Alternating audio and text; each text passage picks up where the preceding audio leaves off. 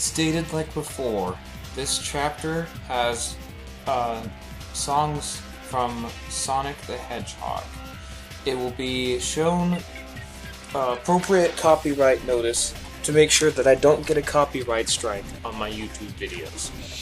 The original owners of the music provided in this video are Sega and all of its components. They belong to the rightful owners, and I in no way show that I am in charge of this song. Please enjoy, and please don't hit me with copyright. Or has it? Whack!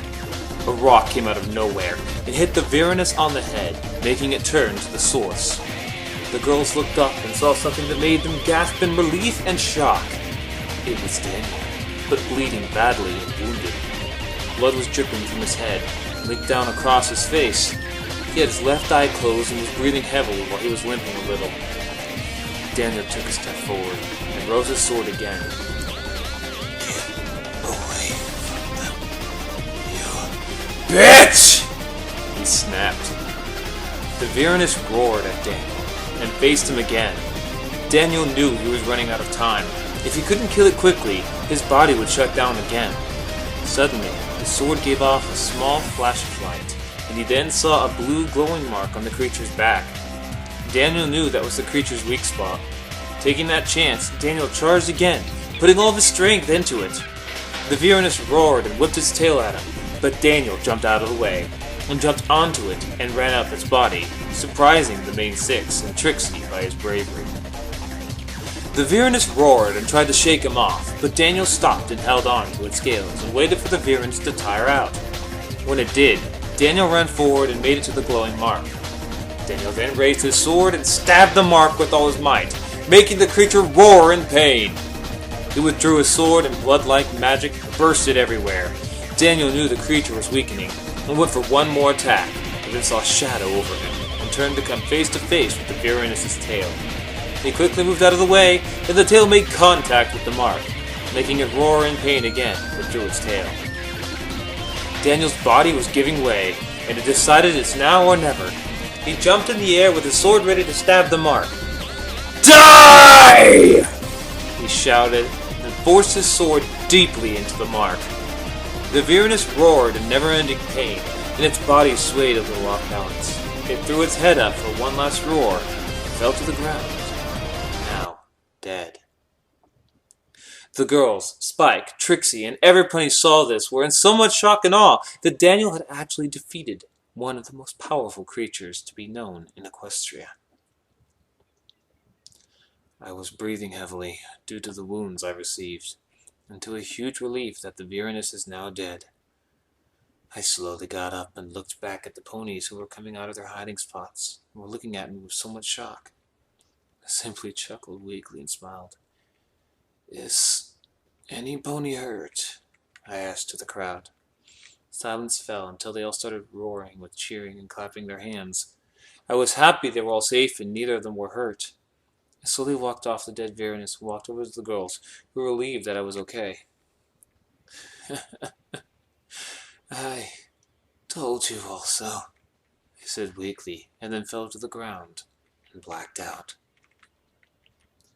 Beep! Beep! Beep! I was awoken by the sound of a monitor again. I guess I'm in the hospital again. I slowly opened my eyes and saw a familiar white ceiling. I slowly rose from the bed and saw hundreds of flowers and gifts. I was a little surprised by this. Who gave me all this? What happened while I was out this time? Okay, now my body is screaming for relaxation. I slowly placed my head down again and sighed.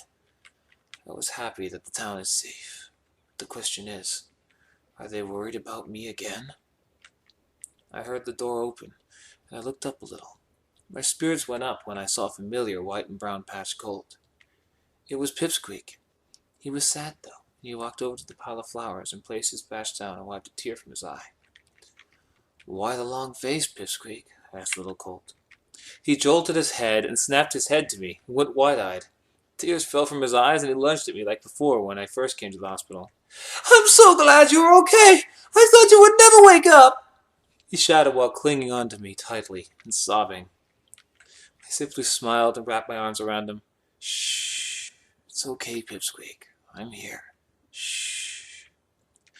I stood there, continuing to hold on to him, while he was crying his eyes out. I stroked his mane, which made him more calm. After the course of 10 minutes, he finally looked up at me and smiled.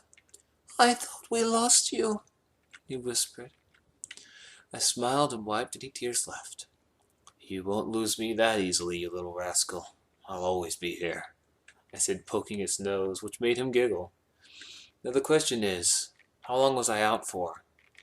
My question brought an uneasy look to Pipsqueak's face, but he answered, 2 weeks. What? 2 whole weeks? That's the longest I've ever slept in my life. No wonder he was worried about me. I frowned a little.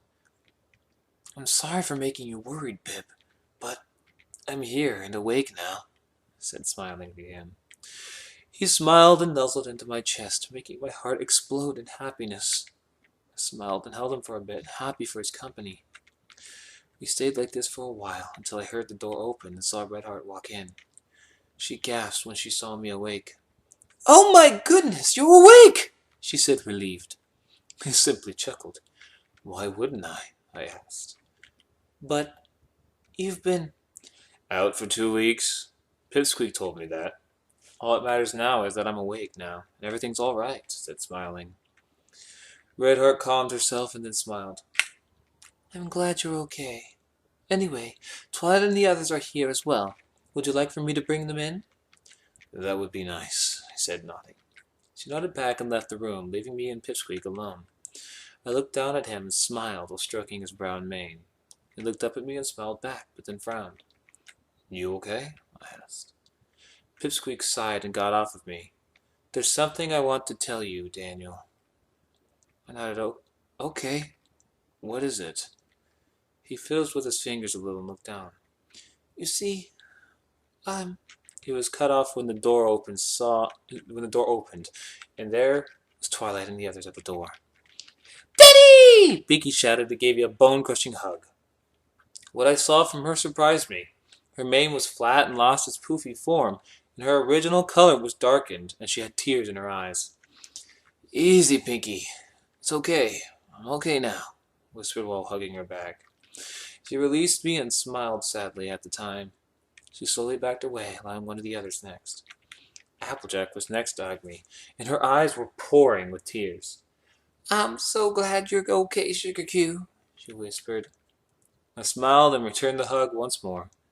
You won't lose me that easily, AJ, I whispered while stroking her mane a little, but her cheeks burned with a blush. You finally got off of me and smiled while wiping any tears left. Twilight came next and was in tears as well. She gave me a hug and sobbed quietly.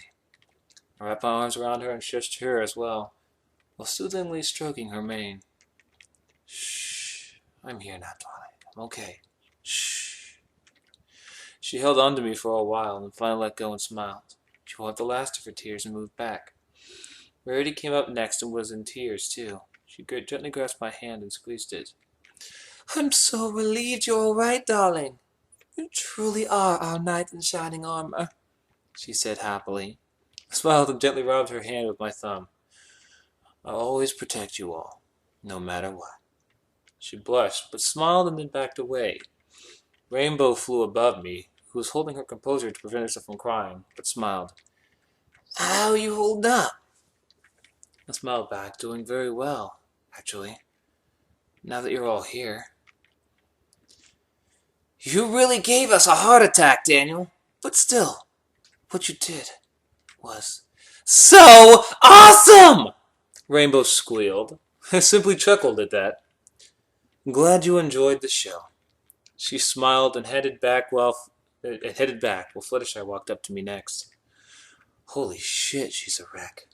Her beautiful sky blue eyes were all red and puffy from her crying, and some bits of her mane was a little frizzy. I was about to say something when she lunged at me and cried her eyes out, surprising me so much. Fluttershy hasn't slept, eaten in days, darling. She was really worried about you, Rarity explained. Wow. can't believe she was this worried. It tore my heart apart as I looked down at her, while she was sobbing quietly and shaking violently against me. I gently wrapped my arms around her tenderly and returned the embrace. Shh, it's okay, Fluttershy. I'm here. I'm here. It's okay. Shh, I whispered while I gently rocked back and forth and stroked her soft mane. It actually did the trick, because her sobbing slowly went silent, along with her shaking. She lifted her head up, and I looked into her sparkling eyes. I was so worried about you. I thought we lost you, she said while her tears continued to fall. I smiled softly and laid my head on hers. I don't plan on going anywhere, Fluttershy. I'm staying here with you and the rest of you. I leaned and kissed her forehead, hoping it would calm her down.